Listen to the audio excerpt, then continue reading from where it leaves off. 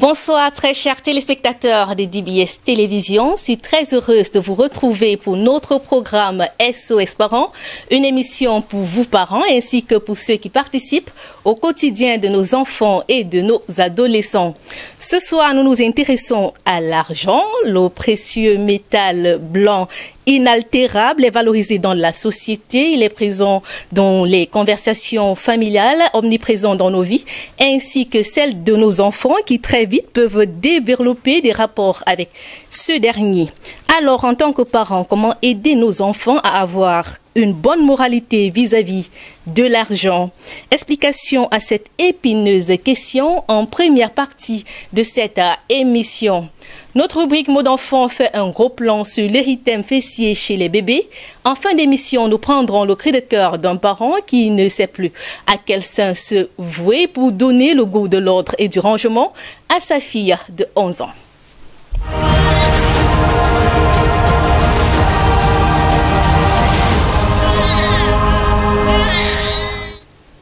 L'argent fait partie de nos vies, mais c'est un sujet qui est presque tabou dans certaines familles, surtout quand il s'agit d'en parler avec les enfants. Ce soir, SOS Parents met le thème sur la table dans une approche constructive.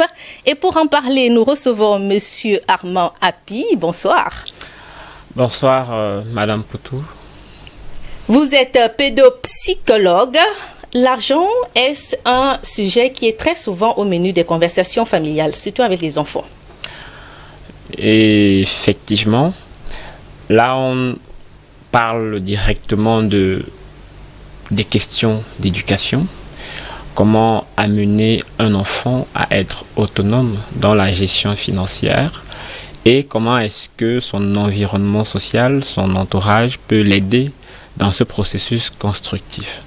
Donc c'est quelque chose qui est régulier, mais beaucoup de familles généralement ont peur d'aborder la question par peur de rendre l'enfant inadapté par rapport à cette question. Pourtant c'est cette démarche qui elle-même est inadaptée. Le contraire, ou bien la stratégie opposée serait de mettre les enfants en contact directement avec cette réalité qui est dans leur environnement et qui est indéniable, avec pour objectif majeur de les amener à être plus autonomes dans comment l'utiliser. Et comment aborder donc la question avec les enfants, cette question avec les enfants? Mais, bien entendu, il faudrait que le parent déjà sache que rendre un enfant autonome, peu importe le domaine, nécessite une interaction entre lui et l'enfant. Parce que si lui ne le fait pas, l'enfant étant en contact avec d'autres éléments de la société, ces éléments-là vont s'en occuper. Donc, l'une des stratégies les plus marquantes dans la gestion, dans l'autonomie budgétaire, c'est déjà de dire à l'enfant, d'expliquer à l'enfant c'est quoi l'argent, comment on le gagne, pourquoi on le gagne, comment on l'utilise, pourquoi on l'utilise. Vraiment dans des concepts qui sont terre à terre, en fonction de l'âge de l'enfant, lui proposer, enfin lui donner un contenu qui soit accessible par rapport à son âge. Et plus l'enfant évolue, mais plus sa compréhension s'affine parce que le parent aura été présent, lui aura donné des éléments concrets. Donc, et c'est de ces éléments concrets, Monsieur Happy, nous allons développer tous ces éléments tout au long de cette émission. Colin Bekatal est avec nous. Bonsoir Colin. Bonsoir Adi. Vous allez bien ce soir? Très bien, merci. Vous avez mené une réflexion sur la relation entre les enfants et l'argent. Vous avez capté plusieurs réactions dans la ville de Douala. C'est un élément que vous avez réalisé avec le concours de Daleb Biaz, Cyril Nantuan et Eliane Ndeni.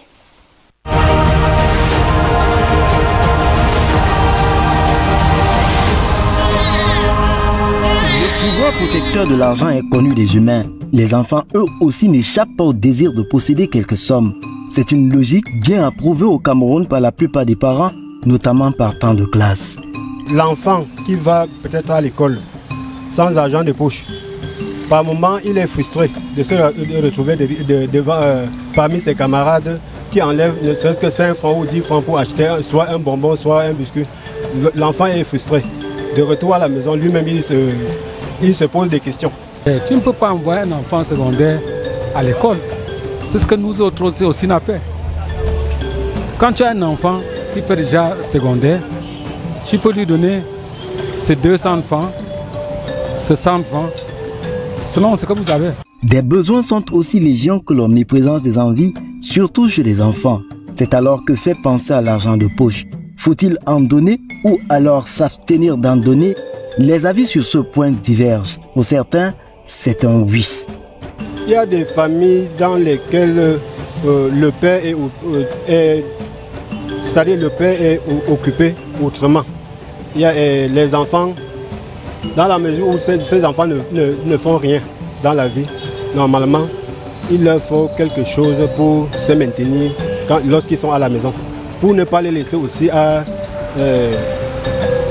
la merci des petits raptes. L'enfant doit avoir l'argent de poche, c'est normal. Pourquoi? Pourquoi, comment? Est-ce que tu peux travailler sans manger? L'enfant doit marcher avec quelque chose pour manger. Parce que s'il n'a pas quelque chose pour manger, il va voler. S'il y a un peu de moyens dans la famille, pourquoi ne pas lui laisser au moins 200, 300? Dans cette logique, cette habitude permettrait aux enfants de se familiariser avec l'argent, de connaître la valeur des choses. Que dire donc de l'âge et de la somme à donner?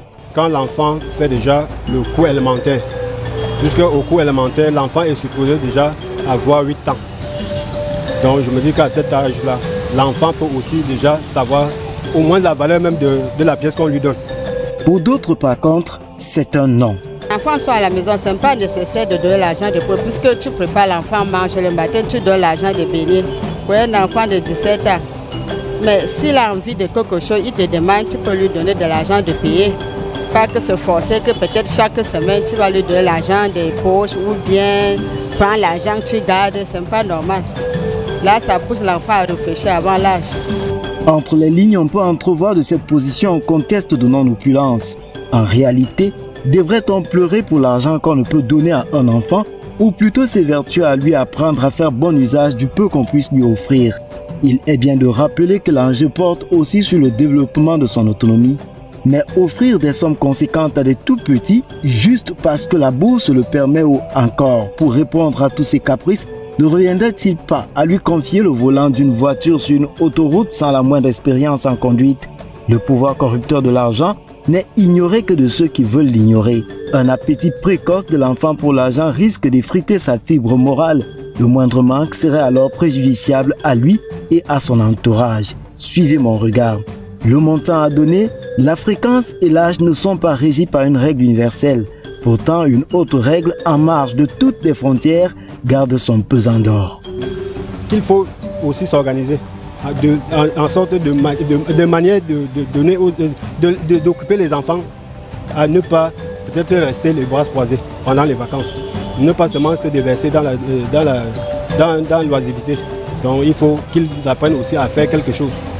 Si pour les uns, les liquidités au quotidien peuvent constituer un piège pour l'enfant, pour d'autres, des versements réguliers, mensuels ou hebdomadaires, mettent celui-ci à l'abri du besoin.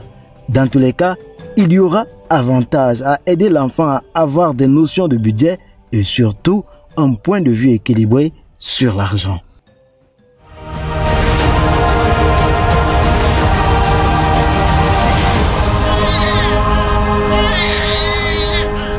C'était le reportage sur la plume de Colin Bikatal qui est avec nous. Colin Bikatal, comment vous avez trouvé comment les gens sur le terrain ont-ils accueilli ce sujet?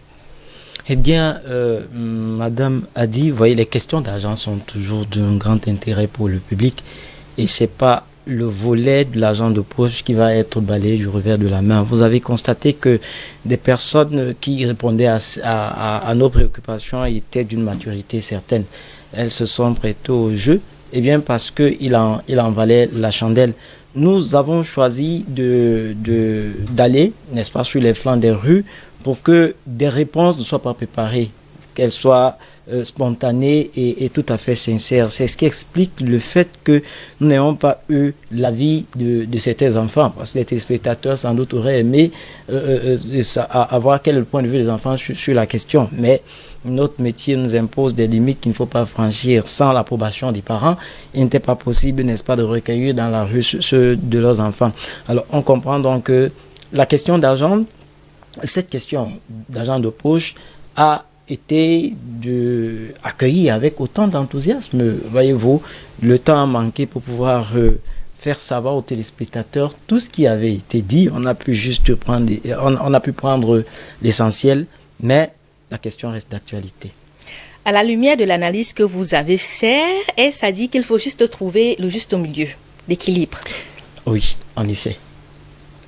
Priver systématiquement un enfant de l'argent aujourd'hui relève, je voudrais dire, d'un manque de bon sens. Dans une société essentiellement entourée de manufactures, des produits manufacturés, sincèrement, il n'est pas possible de penser qu'un enfant, qu'un parent ne donne systématiquement rien à son enfant. Et on se rend bien compte aussi de ce que on ne donne pas de l'argent aujourd'hui à un enfant seulement pour assouvir un envie ou pour combler un besoin. Il y a aussi une approche pédagogique, n'est-ce pas, dans la logique de donner de l'argent à l'enfant. Parce que si aussi longtemps qu'il vivra, si on ne lui en donne pas, il en aura.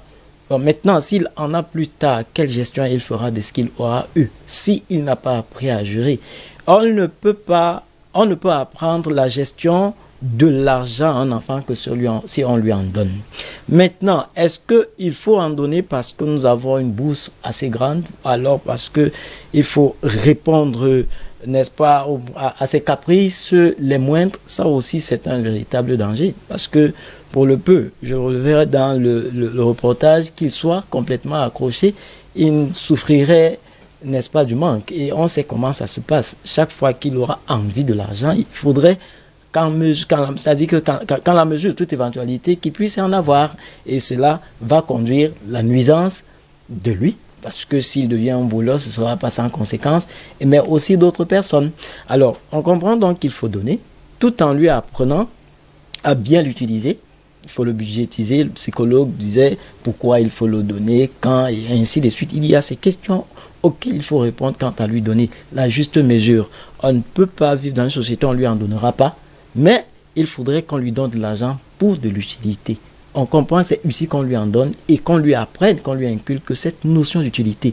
L'argent, on l'a pour l'utiliser et à bon escient. Voilà. Merci Colin Bekatal. Une fois encore, avec verbe et méthode, vous avez planté le décor de cette émission. Monsieur Happy, comment faire comprendre à son enfant à quoi sert l'argent?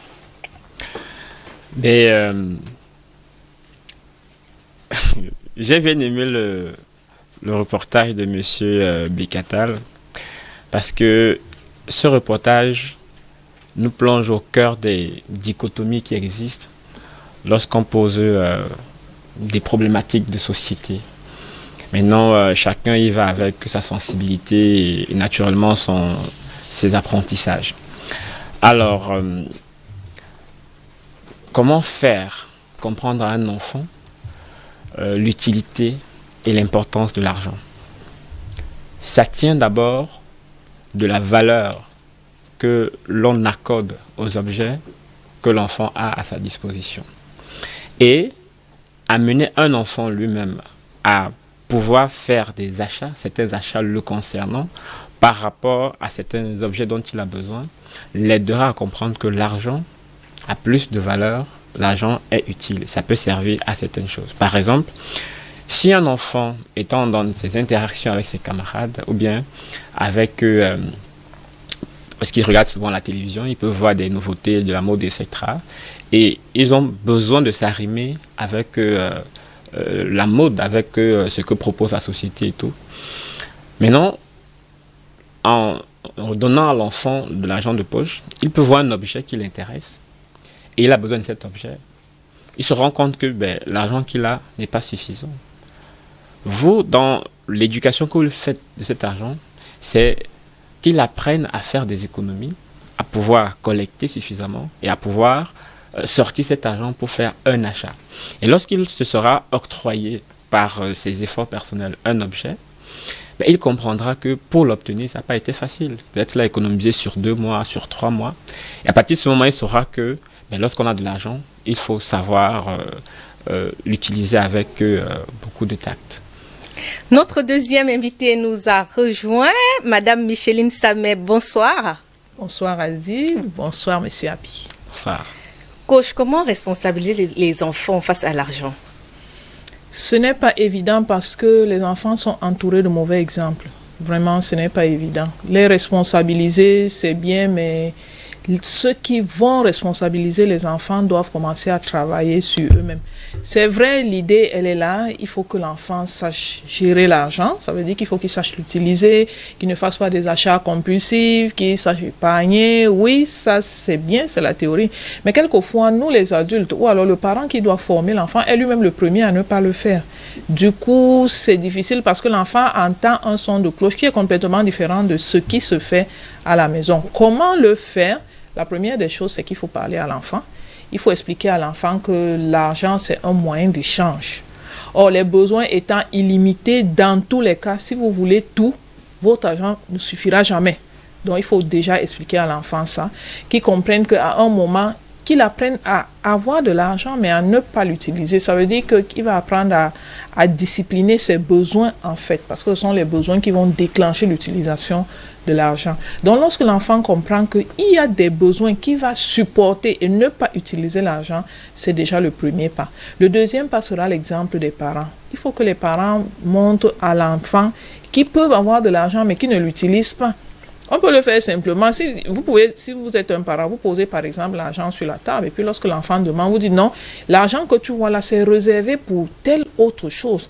Vous êtes implicitement en train de dire à l'enfant que ce n'est pas à chaque fois qu'on a l'argent qu'on va l'utiliser. On peut avoir l'argent pour lequel il y a autre chose. Moi, je dis souvent à mes enfants que l'argent appartient à ce pourquoi il est destiné.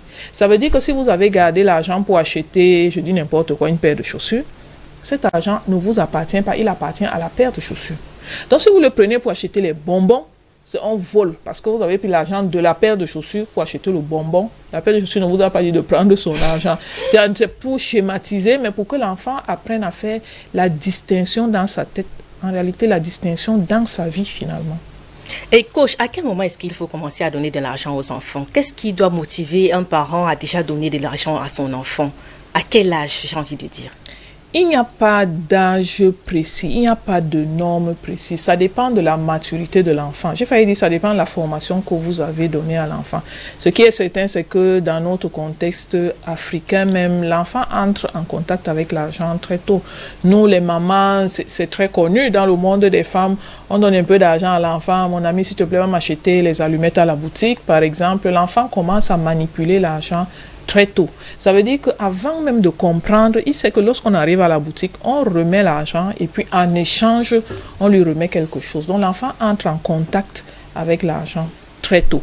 Maintenant, à quel moment il faut lui remettre l'argent à lui-même, qui lui appartienne, pour qu'il commence à l'utiliser? Ça va dépendre de son degré de maturité, de la formation que vous lui avez donnée. Mais généralement, c'est dès que l'enfant est capable de comprendre les tenants et les aboutissants. Je dirais plus ou moins 5-6 ans. Par là, évidemment, ça va commencer par de très petites sommes, mais plus ou moins à cet âge-là, l'enfant comprend. Puisque tout petit, voit les autres enfants à l'école qui remettent quelque chose à la vendeuse et puis on remet les friandises. Donc, il a l'âge de comprendre. Monsieur Api, donner de l'argent de poche, est-ce que c'est bon ou mauvais? C'est bon. C'est bon. Maintenant, en quoi c'est bon? Et en quoi c'est mauvais? Donc, on part du principe que c'est bon. Mais ça peut être mauvais aussi. Et on verra comment. Donc, vous voulez apprendre à un enfant à être propre, par exemple. Vous n'allez pas attendre que cet enfant ait 15 ans avant de démarrer l'apprentissage de la propreté. Vous commencez à lui apprendre la propreté dès le bas âge. C'est ici qu'on fait pipi, c'est ici qu'on range les habits sales, et ainsi de suite. C'est la même chose avec l'argent. C'est un processus qui se construit. Donc, pour qu'un enfant puisse avoir la maîtrise de la gestion financière, il faudrait qu'il ait cette finance en main, qu'il sache que ceci, ça m'appartient, ceci, ça ne m'appartient pas. Et quand ça m'appartient, voici comment je suis censé en disposer. Mais pour ça, il faut avoir déjà les motivations de l'enfant, c'est-à-dire discuter avec lui pour comprendre pourquoi est-ce qu'il veut de l'argent, pour comprendre à quoi ça va lui servir, pour comprendre quels sont les besoins pour lesquels cet argent peut lui être utile, ou peut lui être utile, autant pour moi. Donc lorsqu'on est arrivé à faire ces préalables avec l'enfant, ben, on comprend que l'enfant va intégrer la notion de gestion budgétaire. Donc, il prend son argent, que vous allez définir la fréquence de l'obtention ensemble. Ça veut dire que il est censé avoir son argent, disons, chaque semaine, ou bien chaque jour. Chaque jour, c'est même l'idéal. Alors, vous pouvez l'entraîner dans comment compter cet argent. Parce que ça participe aussi de l'arithmétique et de l'intégration des valeurs numériques et tout. Vous pouvez faire du comptage avec cet enfant. Vous pouvez l'aider à trouver des moyens d'épargner cet argent. Et de temps en temps, de venir un peu avec vous faire comme une forme de prouesse par rapport à un achat qu'il a fait. Ça veut dire que j'ai acheté quelque chose, maman, voilà ça. Et du coup, discuter avec lui sur ce qu'il doit faire, ou sur comment il doit faire, pour que cet outil qu'il s'est octroyé puisse perdurer, bien puisse être suffisamment entretenu. Voilà. Maintenant, si vous utilisez l'argent de poche comme étant un moyen de chantage, et si tu as par la moyenne, tu n'as plus ton argent de poche. Ou retirer quand il est puni. Voilà. Là, l'enfant comprendra que l'argent que vous lui donnez n'a rien à voir avec de l'altruisme, n'a rien à voir avec un besoin éducatif. En fait, vous l'achetez pour des services. Et du coup, il va comprendre qu'avec de l'argent, on peut acheter des gens, on peut corrompre, on peut. Et du coup, l'argent perd sa valeur. Donc, si on confie à un enfant la responsabilité de gérer ses finances, il faut lui faire confiance là-dessus. Et créer avec lui des espaces d'échange en fonction des différents articles ou bien des différents achats qu'il aura pu effectuer avec son argent de poche. En parlant d'achat, est-ce qu'il peut acheter ce qu'il veut? C'est ce que je disais au départ. Il faut responsabiliser l'enfant dans l'acquisition des objets qui lui sont destinés. Par exemple, vous pouvez donner à l'enfant la responsabilité de payer sa scolarité. Vous pouvez donner à l'enfant la responsabilité de choisir une chaussure qui l'intéresse. Vous pouvez donner à l'enfant la responsabilité de choisir un objet, un article qui l'intéresse, à condition que lui puisse faire des économies pour pouvoir se l'offrir. Quand vous le faites de cette façon, alors l'enfant intègre la notion d'arithmétique qui est centrale, la notion d'économie. Et s'il se rend compte que son argent ne suffit pas, il pourra tolérer le manque. Vous voyez, imaginez un peu un drogué qui n'a pas son joint, par exemple. Mais comment est-ce qu'il va faire? Il est capable de tuer quelqu'un pour l'avoir. Mais lorsqu'il apprend à vivre avec ce manque-là, il se dit de toutes les façons, je vais attendre. S'il n'y a pas pour l'instant, c'est pas grave, je vais attendre. Donc, il apprend très tôt à gérer les notions de manque, etc. Et même à gérer les notions de gaspillage. Parce que s'il a son argent et qu'il utilise tout, son argent de poche sera fini. Il n'aura plus rien. Du coup, il va être obligé de rester à attendre jusqu'à la prochaine fois. Donc, gérer le manque, par exemple, lorsqu'on a 10 ans, ce n'est pas la même chose que gérer le manque lorsqu'on a 40 ans. Donc, il apprend très tôt à faire face aux difficultés qui sont liées à l'argent. Madame Samet, dans ce processus, doit-on impliquer les enfants dans la planification du budget, par exemple? Ça dépend de l'âge de l'enfant. On va l'impliquer parce que dans tous les cas, lorsqu'il sera adulte, il faudra le faire. Donc, ça participe de sa formation. Maintenant, il y a les degrés d'implication. Lorsque les enfants sont petits, moi, je dis souvent aux parents que je reçois en coaching, de poser une petite somme d'argent sur la table. Je prends souvent l'exemple de 1000 francs. Et puis, si vous avez une jeune fille de, donnons-lui 10 ans, vous lui dites, bon, voilà, il y a 1000 francs, qu'est-ce qu'on peut préparer avec ça? Juste pour qu'elle s'entraîne à diviser l'ail, l'oignon, la tomate, ça ne donne pas, on bat, on recommence, qu'est-ce que ça peut donner? Bon, en réalité, vous pouvez vous offrir plus que ça, mais c'est un moyen d'entraînement. Donc oui, il faut inclure l'enfant dans le budget, mais ça va dépendre de l'âge. Et puis, il y a certaines choses qui relèvent strictement de la vie d'adulte, hein, qui relèvent la prérogative des parents. Vous n'allez pas impliquer l'enfant, je dis n'importe quoi, peut-être l'achat d'un terrain, par exemple.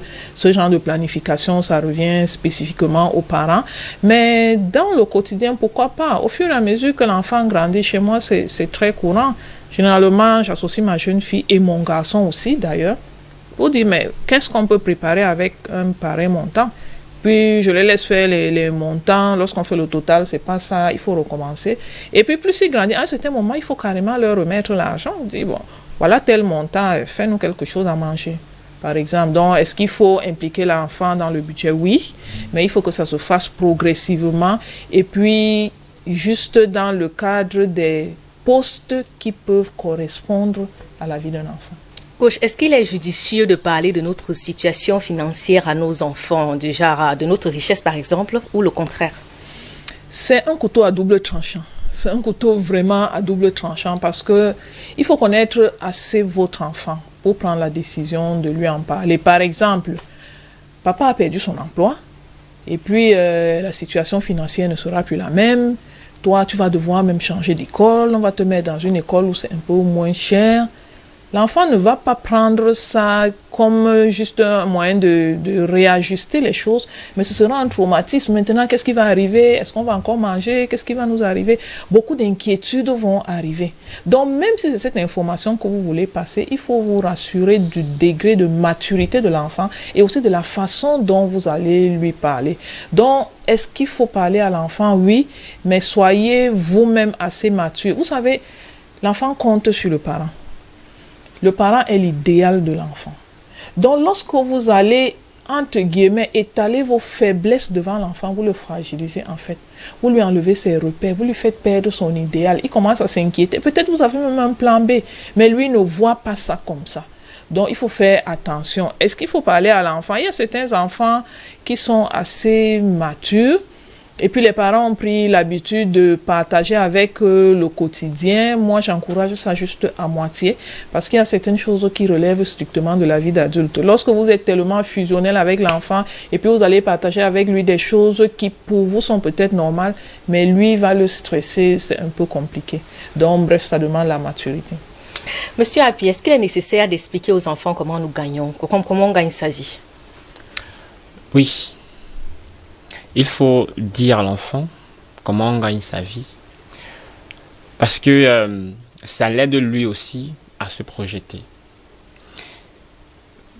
Généralement, les parents ont tendance à faire des choix de carrière pour les enfants, ce qui n'est pas quelque chose de très motivateur. Genre, je caressais le rêve d'être médecin, j'ai pas pu le faire, mon enfant va le devenir automatiquement et tout. Or, en discutant avec l'enfant de comment je fais pour gagner ma vie, de comment est-ce que je fais pour avoir de l'argent, l'enfant va pouvoir se faire une idée de quel est votre travail et pourra lui aussi se projeter dans l'avenir par rapport à une orientation professionnelle. Donc, je crois que là-dessus, ça vaut le coup de le faire. Est-ce qu'il faut attendre que l'enfant soit suffisamment mature ou il faut en parler vers le bas âge? Le langage qu'on peut utiliser avec un enfant de 3 ans n'est pas le même qu'on peut utiliser avec un enfant de 7 ans ou bien avec un adolescent de 12 ans.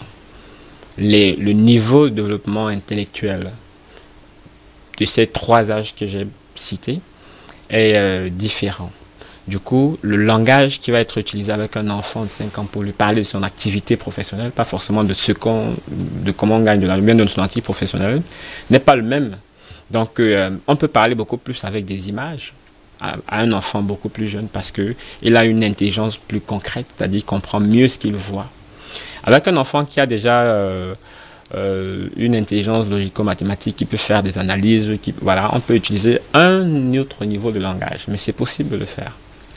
Faut-il gratifier les enfants après des services rendus, par exemple, avec de l'argent? Ça, c'est beaucoup trop compliqué. C'est beaucoup trop compliqué parce que, comme je disais tout à l'heure, ça peut constituer un risque pour l'enfant, genre les services se payent. J'ai réussi telle chose, du coup, il faut que je sois récompensé par rapport à ça. Ça fait que si le parent perd son emploi et qu'il n'a plus les mêmes revenus, alors il n'y aura plus la possibilité d'acheter ses services, du coup, les compétences vont décliner. Donc, il faut rester sur une logique avec l'enfant. Ton argent de poche, c'est 200 francs tous les matins. En toi d'en disposer comme tu l'entends. Tu peux te servir de ça pour faire tes achats, pour faire tes choses. Voilà, ainsi de suite. Il faudrait que ce soit connu. Maintenant, il peut arriver un moment où l'enfant a réalisé quelque chose de spécial.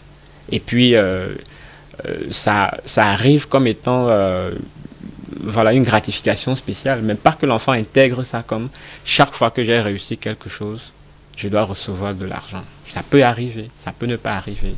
Voilà. Donc, il ne faudrait pas créer une forme de dépendance vis-à-vis de l'enfant par rapport à ses réussites et aux bénéfices financièrement offerts. Coach, comment faire comprendre aux enfants que l'argent est un moyen et pas une fin en soi? En le leur disant. En le leur disant, évidemment dans les termes qu'ils peuvent comprendre, mais en le leur expliquant. L'argent, c'est un moyen d'échange. Donc, par exemple, on peut dire à l'enfant que, est-ce que tu as remarqué que lorsque tu vas à la boutique, tu remets l'argent et puis on te remet quelque chose? Tu n'as pas vu qu'il y a un échange? Généralement, il a constaté. Quelquefois même, on te remet quelque chose, on te remet encore de l'argent. Ça veut dire que l'argent que tu as donné avait une valeur supérieure à ce qu'on t'a donné. C'est pour ça qu'on t'a remis encore de l'argent pour qu'il y ait une équivalence parfaite entre ce que tu as donné et ce que tu as reçu. Donc, il faut trouver les termes qui correspondent à l'âge de l'enfant. J'en ai parlé dans l'un de mes livres, le titre c'est « Parler d'argent aux enfants ». Et là-dedans, je montre justement que la formation qu'on donne à un enfant est une formation obligatoire. Et ça commence le plus tôt possible au moment où l'enfant peut comprendre, mais il faut trouver les mots pour le lui dire. Donc lorsqu'on réussit à le faire, généralement la mayonnaise prend, et au fur et à mesure que l'enfant va grandir, on va ajouter de nouvelles notions, par exemple la notion d'épargne. Tout à l'heure, on a dit que si par exemple l'enfant a 200 francs, il gère ses 200 francs, la semaine prochaine ou le lendemain, on va encore donner. Maintenant, quand l'enfant va grandir, il faut ajouter que la gestion dont on parle là, il y a une partie que tu vas utiliser, il y a une partie que tu vas épargner. Et ce que tu vas épargner, ça va aider pour les mauvais jours.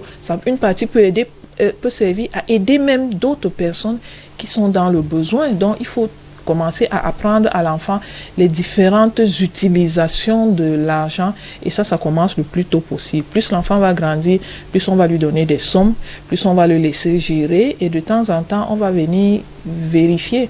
Il y a par exemple, je conseille souvent à certains parents que si vous donnez l'argent à votre enfant toutes les semaines, il faut qu'au moment où vous devez lui donner l'argent de la nouvelle semaine, qu'il vous montre l'épargne de la dernière semaine.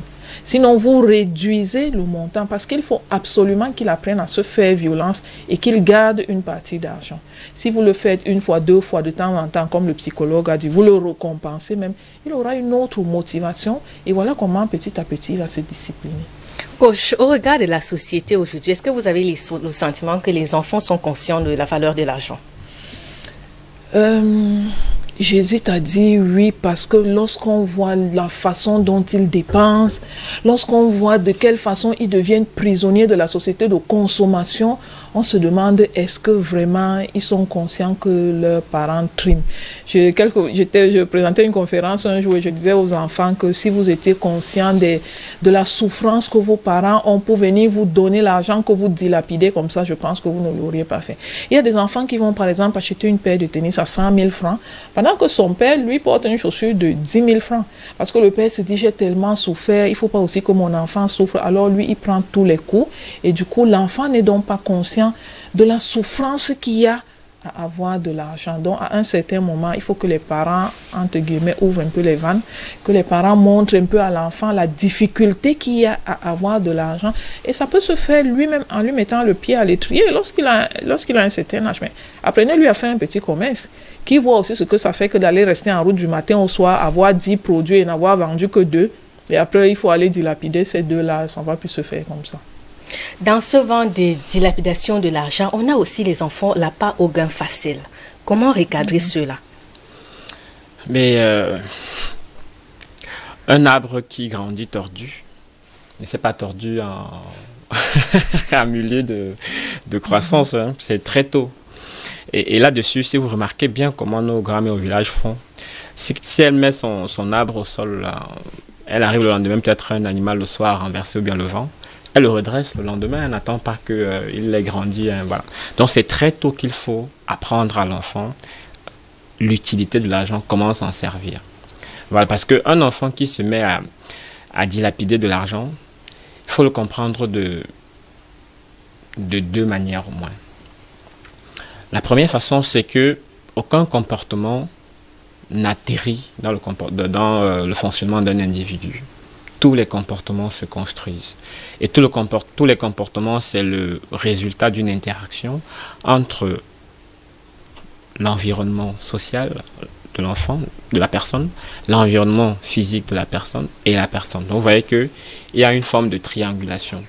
Du coup, si le parent, lui, ne prend pas les devants pour être cette personne qui régule le comportement de l'enfant. Tous les comportements, ça peut être de l'agressivité, ça peut être de l'autonomie, ça peut être n'importe quoi.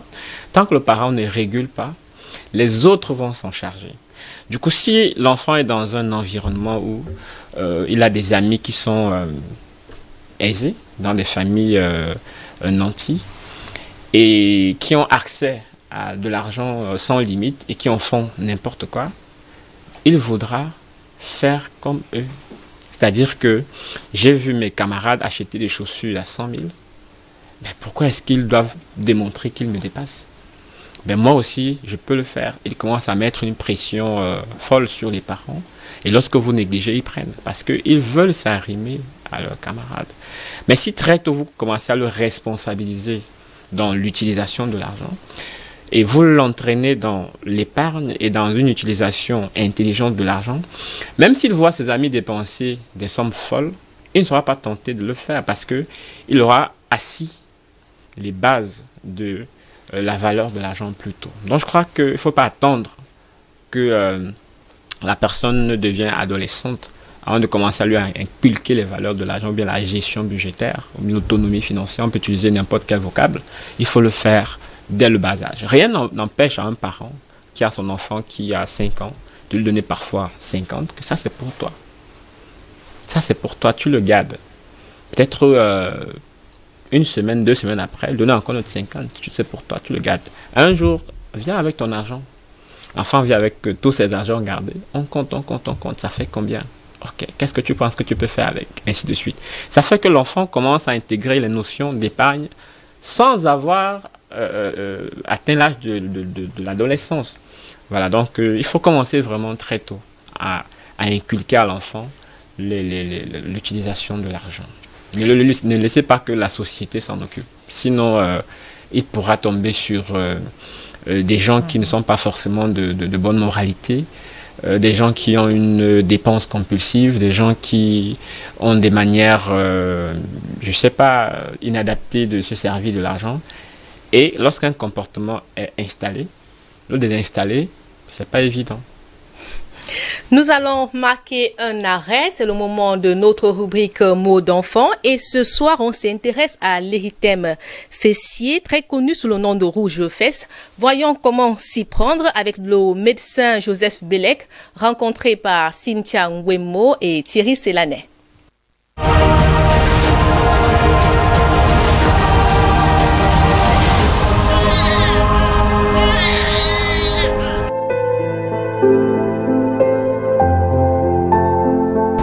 Oui, les rouges fessiers, on appelle ça l'érythème fessier.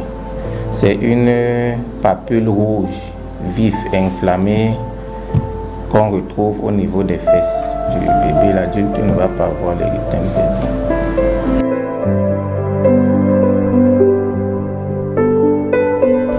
L'érythème fessier est causé par des couches humides.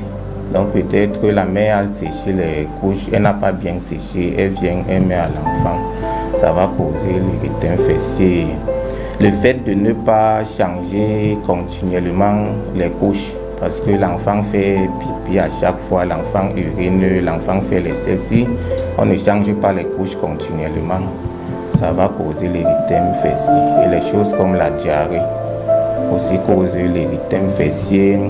Les produits irritants, les poudres que les mères utilisent parfois peuvent irriter les fesses des bébés aussi.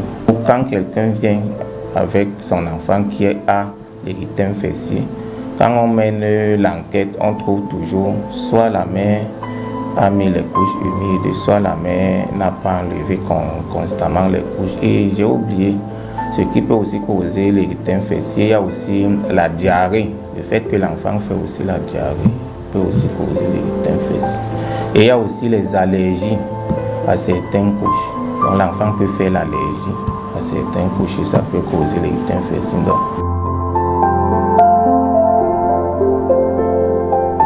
L'érythème fessier, c'est une porte d'entrée parce que ça irrite la peau. Ce qui fait que si on ne prend pas ça vite en charge, c'est une porte d'entrée pour certaines bactéries. Donc une bactérie peut entrer à travers les fesses là et causer certaines maladies.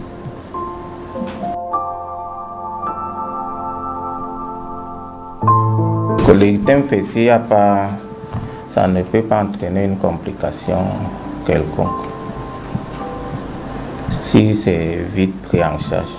La prise en charge, c'est une fois arrivé à l'hôpital, le médecin va prescrire des pommades, un bain de siège et il va vous demander de laisser les fesses à l'air libre.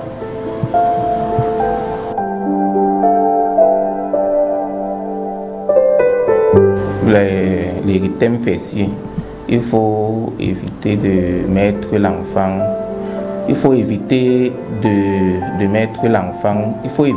donner les couches humides à l'enfant, de mettre l'enfant avec les couches humides. Donc il faut bien sécher les couches avant de mettre à l'enfant. Il faut continuellement changer les couches. Parce qu'il y a certaines mères, tu mets une couche le matin, c'est à midi que tu enlèves, ou tu mets le matin, l'enfant reste avec toute une couche. Ça va causer l'érythème fessier. Il faut aussi éviter les savons parfumés qui peuvent aussi donner l'érythème fessier.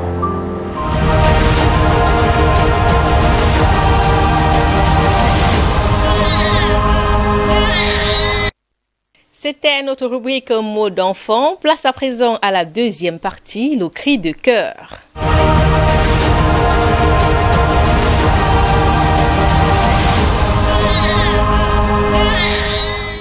Ce soir, c'est un parent préoccupé qui nous a écrit. Je vais tout de suite vous lire sa correspondance. Bonsoir SOS parents, je vous écris Pascabou, mère de 5 enfants, 3 filles et 2 garçons. J'ai beaucoup de difficultés avec l'aînée de 11 ans qui vit dans le désordre et le brouillon. Elle partage la chambre avec ses cadettes, mais je vous assure, c'est un véritable bordel. Ses vêtements sont étalés partout, bien secs, bien sec que mouillé. Elle passe la journée à déplacer les objets et éparpiller ses affaires. Il y en a dans toute la maison, au salon, à la cuisine. Je suis fatiguée de crier à longueur de journée. J'ai tout essayé, chantage, colère, rien ne semble marcher. Je finis par tout ranger pour limiter les dégâts. J'avoue que j'ai beaucoup choyé ma fille, je faisais tout pour elle. Mais là, c'est impossible.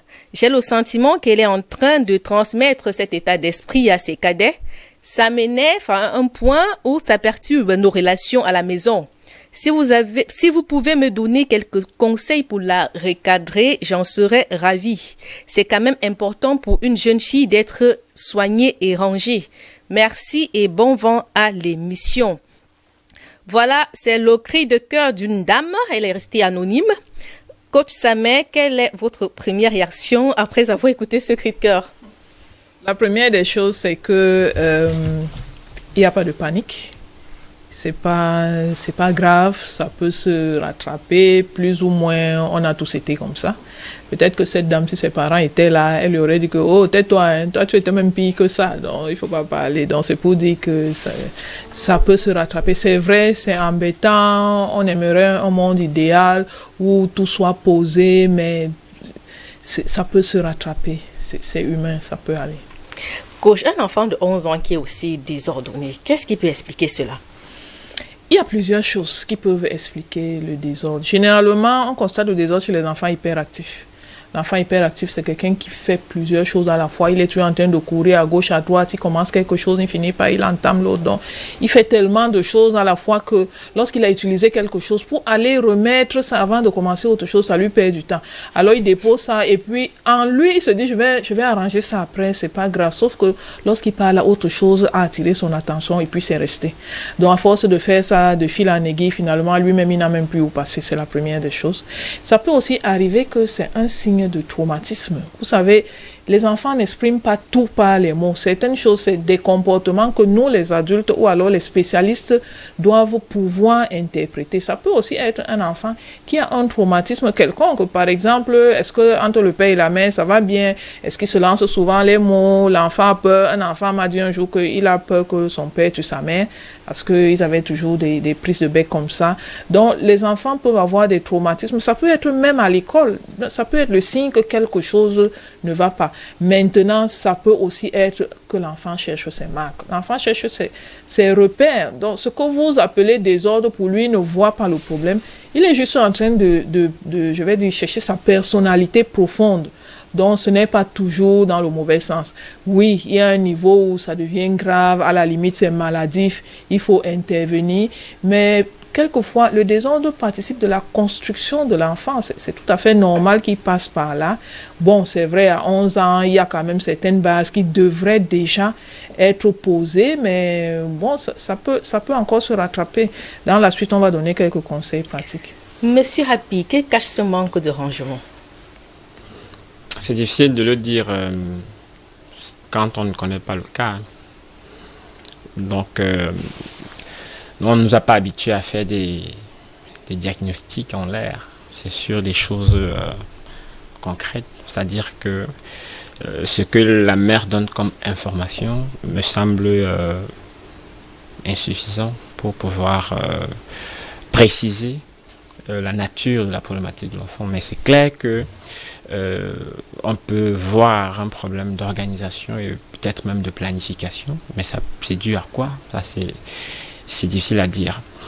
Allant dans le même sens que la coach, l'une des problématiques dans lesquelles on rencontre ces problèmes d'organisation et de planification, naturellement, c'est le trouble de déficit de l'attention avec ou sans hyperactivité. Ça veut dire qu'on a un enfant qui a des idées qui lui viennent dans la tête en vrac et qui passe facilement d'un sujet à l'autre. On parle de coq à l'âne et qui a une attention très mobile, donc qui peut faire plusieurs choses à la fois. Et après, s'asseoir, se concentrer, s'organiser, planifier et tout, ça nécessite une très grande énergie qu'elle n'a pas en fait. Voilà, donc ça c'est une première hypothèse. Maintenant, l'autre hypothèse, c'est au niveau du développement social, au niveau du développement des compétences sociales et au niveau de l'autonomie domestique et communautaire. Parce que c'est de ça qu'il est question, pouvoir aménager l'environnement dans lequel on se trouve.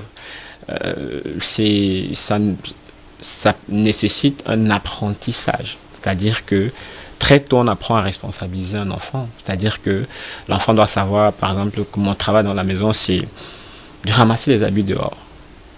Les autres ont fait la lessive, mais son travail, c'est de se rassurer qu'il a pris ça de l'extérieur pour la maison, même s'il ne fait pas de rangement. Plus tard, on va intégrer une autre étape. Maintenant, tu vas apprendre à plier.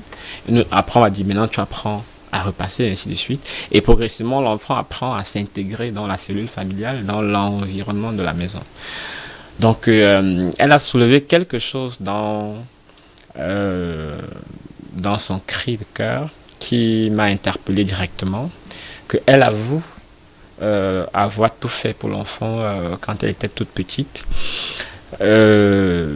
C'est vrai que parfois les parents ont tendance à croire que faire tout pour l'enfant, c'est une manière de démontrer à cet enfant qu'on l'aime.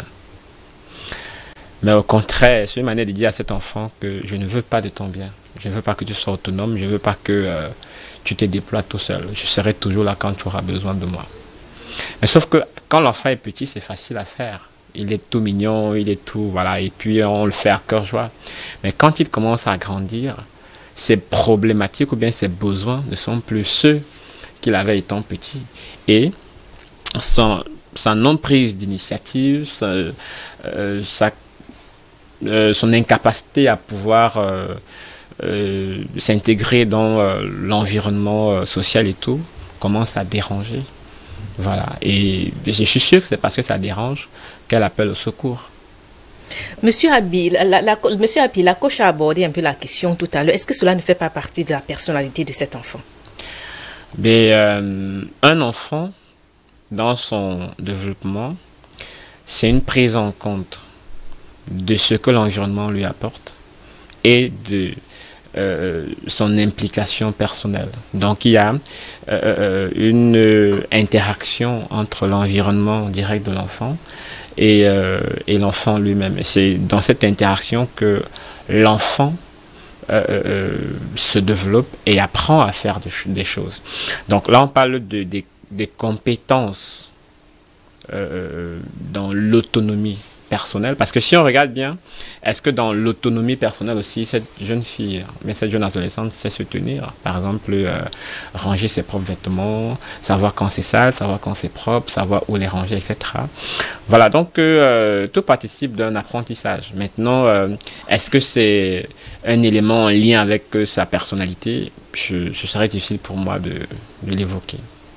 Kosame, la maman désespérée finit toujours par tout ranger. Est-ce la bonne méthode? Non, ce n'est pas la bonne méthode, mais ça fait partie de la méthode en fait. C'est pour ça que j'ai hésité à répondre. En fait, il y a un processus et tout ranger, c'est l'une des étapes. Mais la première étape, c'est de parler à l'enfant. Il faut lui expliquer pourquoi les choses doivent être chacune à leur place, parce que ça facilite la recherche. Ça crée même de l'espace, parce que quand tout est partout, il n'y a même pas où on va passer. Mais quand chaque chose est à sa place, la chambre, l'espace paraît même plus grand. Maintenant, même dans notre tête, on est aéré parce que lorsqu'on entre, l'endroit est beau, on est content d'être là. Bref, trouvez les mots qu'il faut pour expliquer, pour vendre l'ordre à votre enfant. Vous comprenez? Dites-lui tel qu'il peut comprendre. Ça, c'est la première étape. La deuxième étape, donc, justement, c'est comme vous faites, ranger. Ranger, vraiment, remettez chaque chose à sa place. Sauf que il faut le faire en présence de l'enfant, pour que l'enfant voit de quoi il s'agit, de quoi vous parlez. Faites-le, dites par exemple, tu vois l'habit, voici où ça reste, les chaussures, voilà ce qu'il faut placer, ainsi de suite. Donc, rangez en parlant. On appelle ça un coaching direct. Maintenant, ce que vous allez faire, la prochaine étape, c'est de laisser l'enfant faire. Parce que qui est sûr, c'est qu'il remettra au bordel. De toutes les façons, ce n'est pas lui qui avait rangé.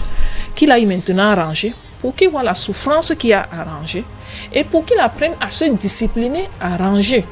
Et la dernière étape, c'est la plus difficile pour les parents, c'est vraiment dommage.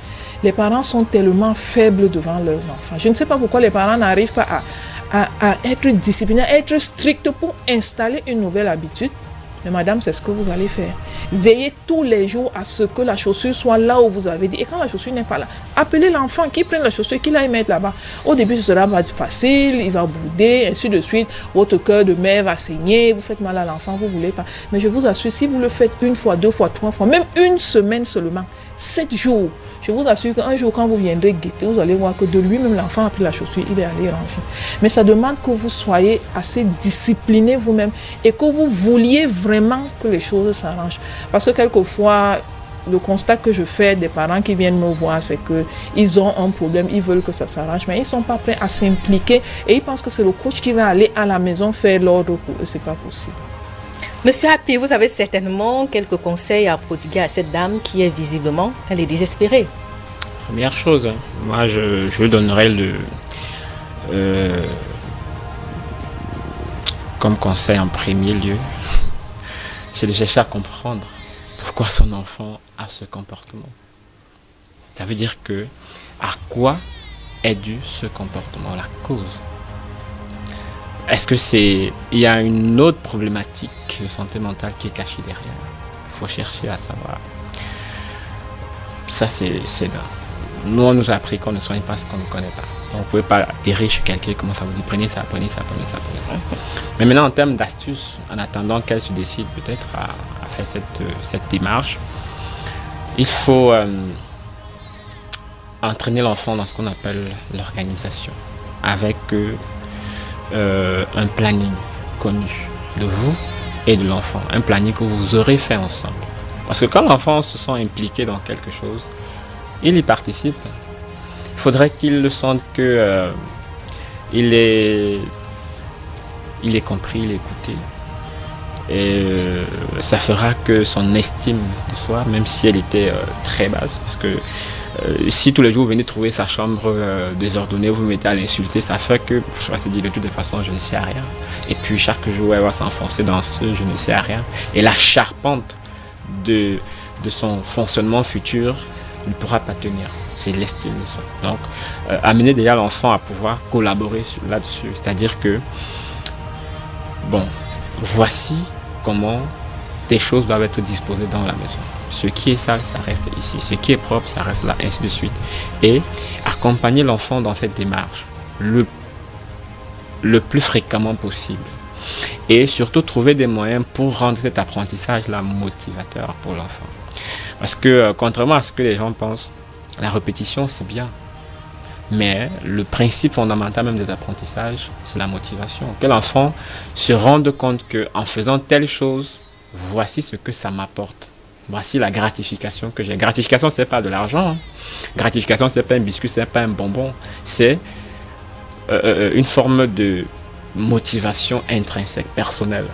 Voilà, donc vous pouvez partir des centres d'intérêt d'un enfant pour l'amener à adopter un comportement que vous souhaitez. Et pour cela, il faudrait que le parent sache déjà quel est le centre d'intérêt de son enfant, bien, quels sont ses centres d'intérêt, et s'appuyer dessus pour l'entraîner dans l'organisation. Et ça peut se faire au cas par cas, parce que s'attaquer à tous les comportements à la fois, ça peut paraître très lourd. Mais les prendre un à un, que l'enfant déjà... vous pouvez même faire des simulations. Ça veut dire que ne pas attendre forcément quand la chambre est tout désordonnée pour venir crier et puis arranger pour elle. Non, quand fait ça, vous renforcez son comportement. Mais vous pouvez faire des simulations dans votre propre chambre. Vous essayez de mettre des choses à l'appui avec vous. Elle vient, elle le fait. C'est dans la chambre de ses petits frères, dans la sienne. Ça fait que ça ne reste pas simplement comme si c'était sa chose à elle, mais qu'elle peut aussi participer pour les autres. Voilà, donc cet organigramme, tous les lundis ou bien tous les matins, voici ce qu'on est censé faire. Et l'accompagner là-dessus. À un moment, la lâcher, c'est-à-dire vous mettez en retrait, vous observez. Et après, vous n'êtes plus simplement en retrait, vous êtes à la porte. Et un autre jour, vous n'êtes même pas là. Donc progressivement, vous la lâchez jusqu'à ce qu'elle soit à mesure de le faire toute seule. Mais j'insiste encore dessus. Ce serait bien qu'elle sache, bien qu'elle essaie de comprendre pourquoi est-ce que ce comportement il est présent. Elle est sûrement à l'écoute. C'est sur ce que nous mettons un terme à cette édition. Merci, Monsieur Api, d'être passé sur notre plateau. Mais c'est moi qui vous remercie parce que là, vous abordez des questions centrales pour l'harmonie dans les familles. En amenant les gens à sortir des représentations tabous, des croyances arrêtées, des pensées rétrogrades, des choses comme ça, et à s'attaquer à des sujets avec une certaine objectivité. Et c'est cela notre cheval de bataille à SOS Parents. Merci Kossameh pour votre contribution. Merci beaucoup, c'était un plaisir.